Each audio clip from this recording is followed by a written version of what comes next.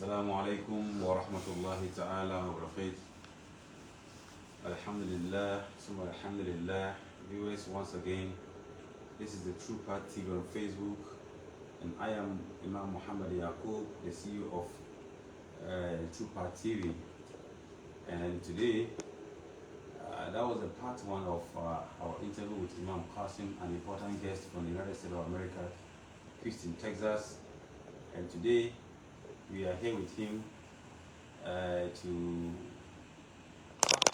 knowledge, for him to share with us some few words of wisdom and to know why he's in Ghana. Sheikh, Assalamu alaikum. Wa alaikum assalam wa rahmatullahi wa barakatuh.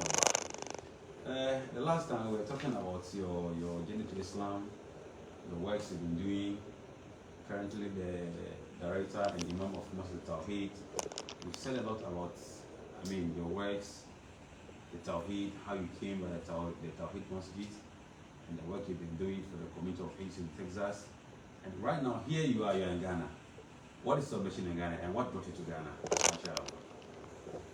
First, before I spotlight on my reason for coming to Ghana, it might be easier for me if I first explain to you what makes me travel in the first place. Because I had to expand my mission to try to seek help wherever I could find it.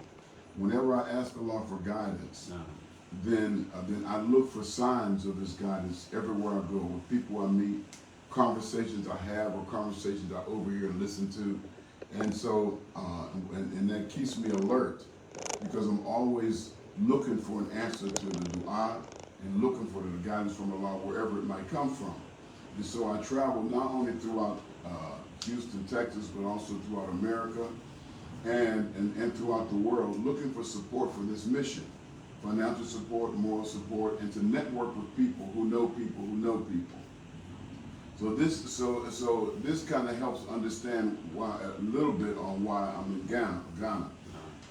My interest Ghana before never piqued my interest until I met you. No. When you came to America, we met, and then we stayed in contact. No. I do have some friends, some Shayuk in the United States that are from Ghana, but they are all employed by very wealthy massages. And so the conversation never came up about going to their country because they weren't interested in going back themselves. But when I began to communicate with you, each time over the last four or more years, the interest began to materialize. I said, wait a minute, if he's been in Ghana and he's still there all of his life, then maybe he knows someone.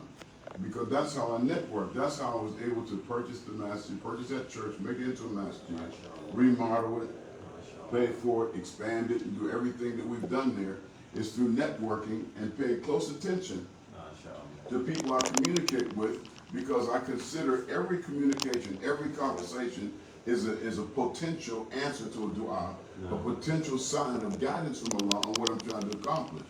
And so finally, a few months ago, when we began to talk, I said, wait a minute, you're talking about coming to visit America. I need to visit Ghana as well.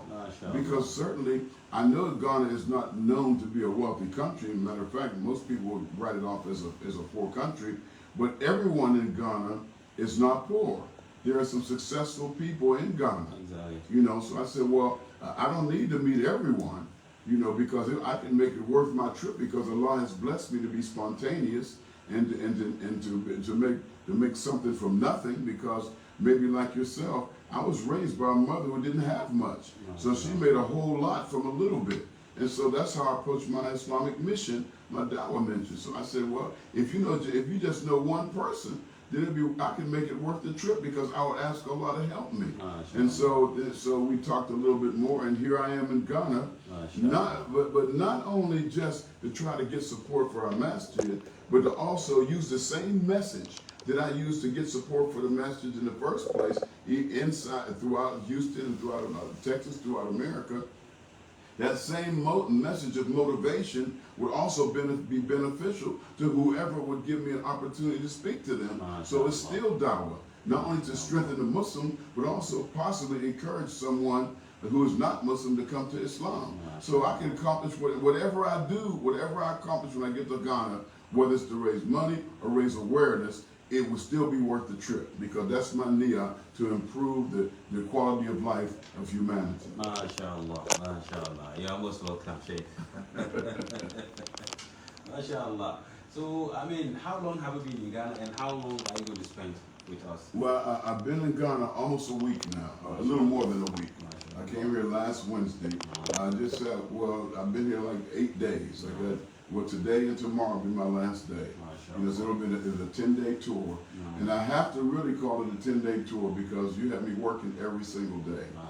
I never got tired of it. My voice got tired, but my heart didn't get tired. My body didn't get tired. Because anytime I'm doing something for the love and pleasure of Allah, then while I'm speaking, I don't think about fatigue or hunger or or discomfort, because what I was taught in Islam is the mission is more important than my personal comfort. So yes, we did. It was a definite busy tour. We worked every single day, and we were able to talk to the young people, old people, little children, babies, educated people, uneducated people, leaders and followers. We talked to a whole montage of people, and with the help of Allah, we're able to make everyone take a good look at themselves. And I believe we accomplished whatever that Allah had already decreed for us to accomplish. MashaAllah, MashaAllah, MashaAllah. I believe Ghana has welcomed you very well. How has been the reception so far? Amazing reception.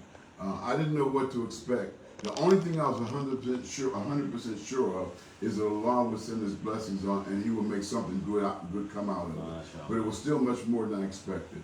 I didn't expect to speak to 5,000 high school students in one day, one part of the day, and 3,000 more the next part of the day, and then college students. I didn't expect to see that. Even today, when we went to the madrasa, I didn't expect to speak to 500 children, and even little babies were anxious just to greet me. I didn't expect